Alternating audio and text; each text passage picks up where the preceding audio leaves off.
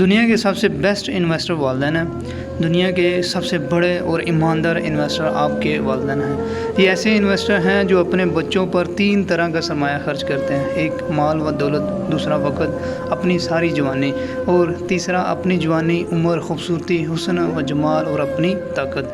اور یہ والدین ایسے انویسٹر سرمایہ کار ہیں کہ اپنا وقت، عمر، پیسہ اور اپنی سوچ، فکر سب قربان کرتے ہیں، وہ بھی بنا کسی لالچ کے۔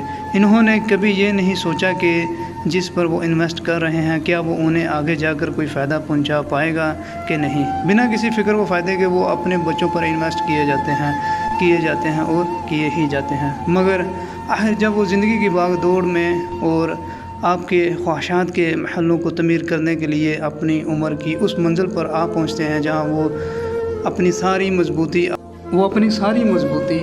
آپ پر قربان کر کے خود کمزور پڑ جاتے ہیں، بس وہیں سے ان کے دل میں ایک عاجزانہ سی خواہش جنم لیتی ہے، اور وہ خواہش پتہ ہے کیا ہے کہ جس طرح ہم نے اپنے بچوں کے کمزور اور لڑکھڑاتے قدموں کو مضبوطی بخشی، ان کا ہاتھ تھاما، انہیں چلنا سکھایا، انہیں پیار و محبت اور شفقت سے پالا، بالکل اسی طرح ہمارے بچے بھی ہمارا سہارا بنے۔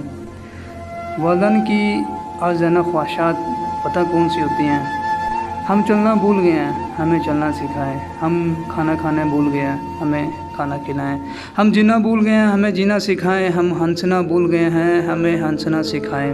اگر خالص محبت سیکھنی ہے نا تو اپنے والدین سے سیکھیں۔ ایک نگاہ ان کی طرف اٹھا کر تو دیکھیں، آپ کو خود ہی اندازہ ہو جائے گا کہ آپ کو بناتے بناتے انہوں نے خود کو خاک کر لیا ہے، اور بدلے میں آپ سے کوئی ڈیمانڈ نہیں۔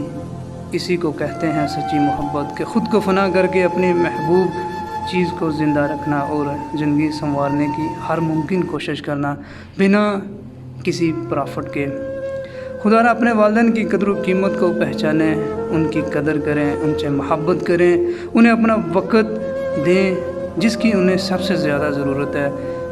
ان کے بار بار سوال کرنے یا پوچھنے کی عادت سے اکتائیں مت، یہ ان کا حق ہے، اور آپ کا فرض ہے کہ وہ آپ کی زندگی اور ذات کے ہر پہلو سے باخبر رہیں، اور آپ کو غلط راستے پر جانے سے روکیں۔ اپنے والدین کو روک ٹوک کو برا نہ جانیں۔ اگر وہ آپ کو کسی قسم کی روک ٹوک کرتے ہیں تو اس کو برا نہ جانیں، بلکہ یہ ایک نعمت سمجھیں، کیونکہ وہ آپ کو ان ٹھوکروں اور ان تجربات سے محفوظ رکھنا چاہتے ہیں جن سے وہ خود گزر چکے ہیں۔ لہٰذا جیسے وہ بچپن میں آپ کے 10 بار سوال کرنے پر بنا کسی شکن کے مسکرا کر جواب دیتے تھے، بالکل اسی طرح آپ کا بھی یہ امتحان اور فرض ہے کہ بنا کسی شکن کے مسکرا کر ان کے 100 بار پوچھنے پر مسکرا کر جواب دیجیے۔ جب بھی دعا کے لیے ہاتھ اٹھائیں، سب سے پہلے اپنے والدین کے حق میں دعا کریں، انشاءاللہ آپ کی دعائیں قبول فرمائی جائیں گی۔ اگر آپ کے والدین حیات ہیں تب بھی، اور اگر وفات پا چکے ہیں تب بھی، ان کے حق میں یہ دعا ضرور کیا کریں۔ اپنے والدین کے ساتھ حکم الہی کے مطابق پیش آئیں۔